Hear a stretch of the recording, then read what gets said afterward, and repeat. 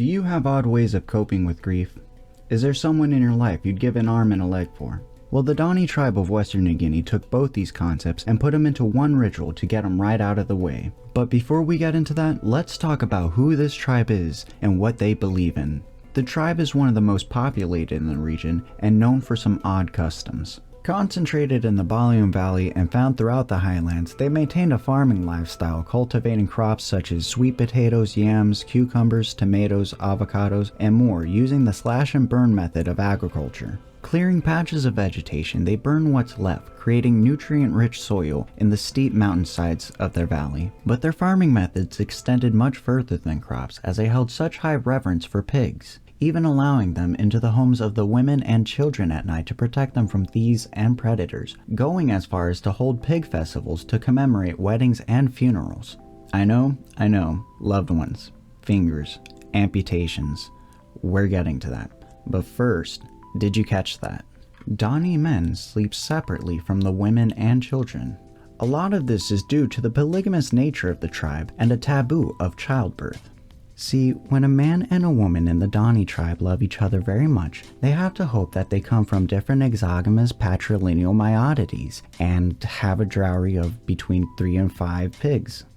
If you're a man, hey, you get to have more wives, provided you have enough pigs to pay for another wedding. And if you're a woman, you're pretty much stuck to a roll in the hay once every 2 to 5 years and babysitting kids for between 3 to 5 years.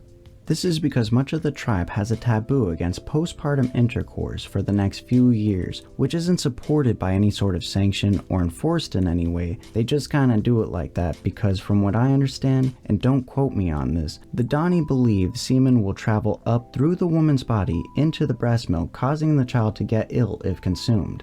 That was their life. Now here comes their death. The Dani's religion was based on local deities and spirits, with a lot of attention given to the recently deceased. Wars were often fought between tribes, meaning to appease their dead. These wars, often like every preceding war, resulted in more dead, which would again need to be appeased. This cycle continued until roughly the 1960s, when Indonesia abolished tribal warring, shamanism, finger amputations, cannibalism, and many other rituals that were practiced by various tribes in the vast lands. The abolishment took some time to take effect, after which the tribes began mock battles that take place annually during the Balium Valley Festival, a festival that showcases the traditions of the Dani, Lani, and Yali tribe and allows them all a chance to show their warriors' capabilities. In the 1970s, the government also tried to abolish their penis sheaths made out of gourds, but that was ultimately deemed a failure. Going back to cannibalism for a moment, it's important to note that the Dani is composed of many small villages that can have variations of the same practice or beliefs, completely different practice or beliefs, or forego the practice or beliefs altogether. Not all Dani believed in the taboo of postpartum intercourse, just as not all Dani practiced in cannibalism. The act of cannibalism was mainly restricted to the tribe of the Dani, who believed the consumption of their enemy's flesh would destroy their enemy's soul and pass on their life energy to them. Pieces of the body were eaten, like the liver and heart for endowing courage, the brain for wisdom, and a pair of ruby red heels for going home. I mean, legs for running really fast. The belief in supernatural forces was strong among the Dani people, as they believed magic was the primary cause of death and often used rituals to ward off evil spirits.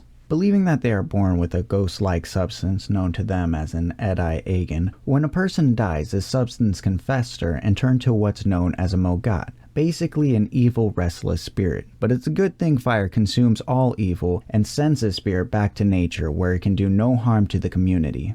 Now we get to the reason why you're likely here, the finger-cutting ceremony. Right after this, we'll go over what that's all about, but first, I have to say that we on the Nimrod channel and any affiliated works do not stigmatize self-mutilation. But we ask that if you do feel this is the only resolution, you look into some helpful programs or reach out to loved ones that can understand and reach back to you from a place of caring. If you know someone that's going through self-harm issues that may want help, please reach out to them from a place of understanding and respect.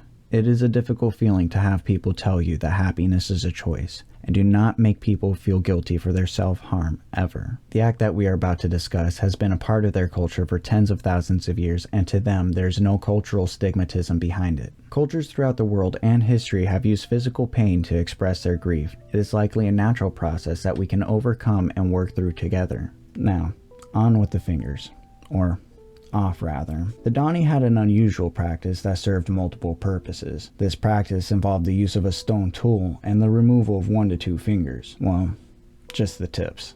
Mostly this rite was reserved for women, but anyone close to the dearly departed were allowed to participate. And if you wanted to give but were wary about giving a piece of your finger, you can always offer a piece of your ear. A lot of the time, this was done as a way to help the grieving party show their pain and suffering of a lost loved one. Sometimes it wasn't so voluntary and the rite was forced upon a grieving wife or a female tribes member to placate the spirits.